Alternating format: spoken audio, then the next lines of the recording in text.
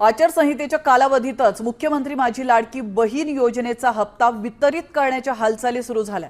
सध्या राज्यात सुरू असलेल्या स्थानिक स्वराज्य संस्थांच्या निवडणुकांच्या पार्श्वभूमीवर महिलांना 2 महिन्यांचं अनुदान एकत्र दिलं जाणार आहे। दरम्यान राज्य सरकारने या योजनेतील सुमारे 2,42,00,000 लाभार्थ्यांना अनिवार्य केलेली केवायसी केवळ 1,60,00,000 महिलांनी केल्याचं महिला आणि बाल विकास विभागातील अधिकाऱ्यांनी सांगितलं।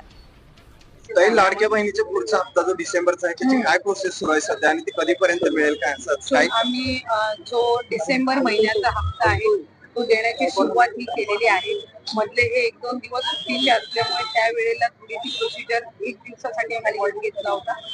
आजपासून पुन्हा एकदा साधारणपणे पुढच्या 3-4 दिवसाच्या कालावधीमध्ये ज्या काही लाभार्थी आहेत लाडक्या बहीण योजनेचे त्यांच्या खात्यामध्ये थेट जो लाभ आहे डिसेंबर महिन्याचा हा पोहोचवण्यात येईल। नागपूरच्या अधिवेशनाच्या वेळेला जर आपण सगळ्यांनी माहिती घेतली असेल तर त्यावेळेलाच जो डिसेंबर महिन्याचा हप्त्याचा निधी आहे 1400 कोटीचा हा विभागाला प्राप्त झालेला आहे आणि याला साधारणपणे आता 10 ते 15 दिवस झालेले आहेत। त्याच्यामुळे दुसऱ्या कुठल्याही विभागाचा निधी हा महिला व बाल विकास विभागाला लाडक्या बहीण योजनेला देण्यात आलेला नाहीये।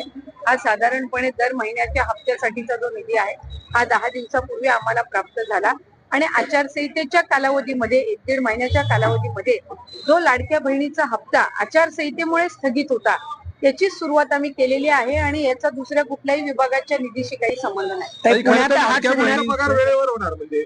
निश्चितपणाने त्या विभागाच्या जे मंत्री आहेत त्या संदर्भातली दक्षता ही घेत असतात आणि मला वाटतंय की कुठल्याही एका योजनेचा दुसऱ्या कुठल्याही योजनेच्या एकंदर निधीवर काही परिणाम होत नाही। काही लाडक्या बहिणींचे हप्ते दिले जात आहेत। खरं तर ज्या महिलांना हप्ते दिले जातात त्या महिलांचे हात कुठेतरी सरकार त्यांच्यातून कुठेतरी श्रम किंवा काम त्यांना संधी देणार आहे का फक्त हप्तेच देत राहणार आहेत त्यांच्या हातांना महिलांच्या हातांना योजना आहे आणि त्या योजनेमधनं आर्थिकरित्या महिलांना सक्षम करण्याची दुर्गम भागातील असतील गरजू भागातील असतील त्या महिलांना सक्षम करण्याची भूमिका आहे।